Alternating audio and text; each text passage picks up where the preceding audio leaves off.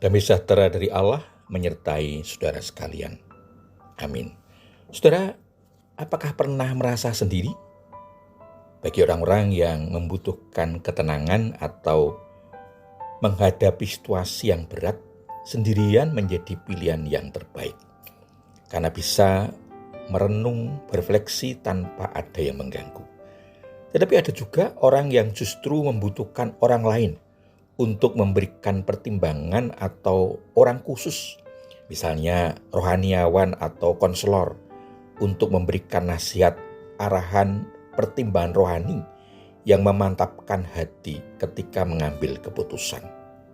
Lain halnya ketika kita sedang menghadapi masalah berat yang membutuhkan solusi, tindakan segera atau keputusan yang mempunyai konsekuensi yang bisa berdampak dalam kehidupan sehingga membutuhkan bantuan, dukungan, pertolongan orang lain. Apalagi menghadapi kehidupan dunia yang semakin rumit, sulit. Ada hambatan, rintangan, ancaman, bahkan bahaya yang senantiasa mengancam dalam kehidupan kita. Apa yang harus kita lakukan? Rasanya tidak mampu untuk menyelesaikan semuanya sendiri. Saudaraku, mari kita temukan jawabannya dalam renungan ajaran hidup kali ini. Sebelumnya mari kita mohon berkat Tuhan di dalam doa. Bapa di surga, terima kasih atas kasih dan kemurahan-Mu dalam kehidupan kami sampai saat ini. Kami akan mendengar dan merenungkan firman-Mu. Roh Kudus menolong dan memampukan kami untuk menemukan jawaban dari pergumulan kami. Mohon ampun atas dosa dan kesalahan kami. Di dalam Tuhan Yesus Kristus, doa ini kami alaskan. Amin. Saudaraku, firman Tuhan yang akan kita terima diambil dari Injil Yohanes pasal 16 ayat 7 sampai dengan 8 yang tertulis demikian. Tetapi benar yang kukatakan ini kepadamu, lebih berguna bagi kamu jika aku pergi.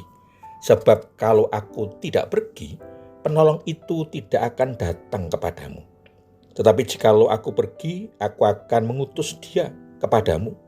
Ketika ia datang, ia akan menginsafkan dunia akan dosa, kebenaran, dan penghakiman. Demikian firman Tuhan. Saudara, bagian firman Tuhan tadi diberi tema kamu tidak sendiri. Saudaraku, pengalaman para murid merasa ditinggalkan Tuhan Yesus pada waktu Yesus disalib dan mati.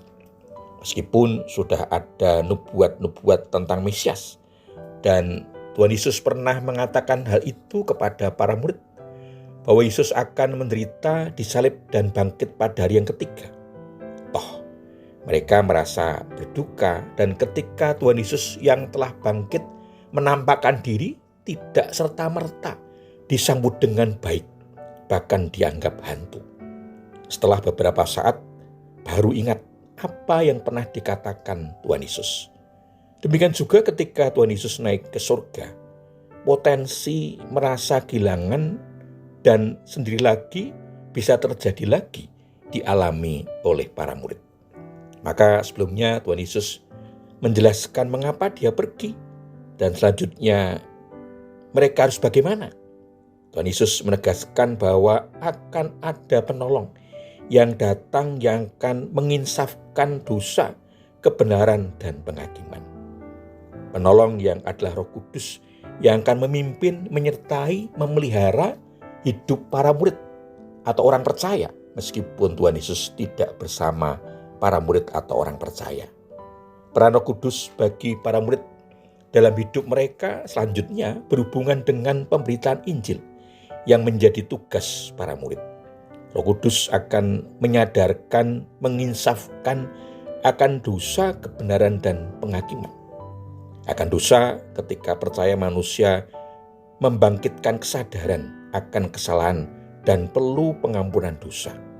Kesadaran ini sekaligus menerangkan akibat yang mengerikan jika orang berdosa tetap dan terus berbuat dosa. Kesadaran ini yang membuat orang bertobat dan percaya kepada Tuhan Yesus Kristus sebagai juru selamat. Akan kebenaran, Roh Kudus menyadarkan bahwa Yesus anak Allah yang benar, telah bangkit dari antara orang mati, dimuliakan oleh Allah, dan sekarang Tuhan Yesus Tuhan atas segala sesuatu. Roh Kudus menyadarkan bahwa pedoman kebenaran Allah di dalam Kristus dan menunjukkan apa dosa itu sebenarnya dan memberi kuasa untuk mengalahkan dunia. Akan penghakiman, Roh Kudus menyadarkan orang bahwa iblis telah dikalahkan di atas kayu salib. Penghakiman Allah atas dunia saat ini dan penghakiman seluruh umat manusia di masa depan. Puji Tuhan, Roh Kudus yang menggantikan Tuhan Yesus sebagai penolong yang lain, sehingga orang percaya, para murid tidak sendiri lagi. Bukan hanya itu, tetapi juga disertai, dipimpin, dilindungi, diberkati dalam hidupnya dengan tetap mengemban tugasnya dalam kehidupan. Saudaraku, bagaimana atau apa yang harus kita lakukan sekarang agar sungguh kita merasakan kehadiran Roh Kudus dalam hidup kita, agar tidak sendiri lagi? Yang pertama, tetap percaya kepada Tuhan Yesus Kristus dan taat pada firman-Nya. Injil Yohanes pasal 14 ayat 15 sampai dengan 17 menegaskan hal itu. Jikalau kamu mengasihi aku, kamu akan menuruti perintah-perintahku. Aku akan minta kepada Bapa dan Ia akan memberikan kepadamu seorang penolong yang lain, supaya Ia menyertai kamu selama-lamanya, yaitu Roh kebenaran. Dunia tidak dapat menerima Dia, sebab dunia tidak melihat Dia dan tidak mengenal Dia. Namun kamu mengenal Dia, sebab Ia menyertai kamu dan akan tinggal di dalam kamu. Saudara, ketika kita percaya kepada Yesus dan taat melakukan firman-Nya, Dia akan memberikan Roh Kudus yang akan menyertai, memimpin hidup dalam kebenaran. Roh Kudus menyertai dan tinggal di dalam diri kita. Yang kedua, hiduplah dalam pimpinan Roh Kudus. Saudara, dalam hidup kita ada keinginan-keinginan untuk hidup menurut keinginan diri sendiri. Bahkan kadang mengabaikan Tuhan, tidak jarang melawan kehendak Tuhan. Itulah yang akan membawa kita jauh dari persekutuan dengan Tuhan dan menuju pada kehancuran. Roh Kudus yang memimpin dalam hidup kita akan senantiasa mengingatkan, mengarahkan, dan memimpin hidup dalam kebenaran Tuhan, sehingga kita tetap bisa merasakan persekutuan dan penyertaan Tuhan sepanjang hidup kita. Tuhan Yesus memberkati. Amin. Mari kita menaikkan syukur kepada Tuhan di dalam doa. Bapa, terima kasih firman-Mu menunjukkan jalan bagi kami, agar hidup kami tidak sendiri, sehingga kami dimampukan menjalani kehidupan di dunia ini yang semakin sulit dan berat dalam lindungan dan pemeliharaan-Mu, sehingga kami dapat terhindar terlepas dari segala bahaya yang mengancam kehidupan kami, karena Engkau menyertai kami semua. Mohon ampun atas segala kekurangan dan dosa kami. Di dalam nama Tuhan Yesus Kristus doa ini kami alaskan. Amin. Demikian renungan ajaran hidup, sampai bertemu dalam renungan selanjutnya. Kasih karunia dan damai sejahtera dari Allah Bapa dan Tuhan Yesus Kristus, pimpinan dan penyertaan Roh Kudus memberkati saudara sekalian. Amin.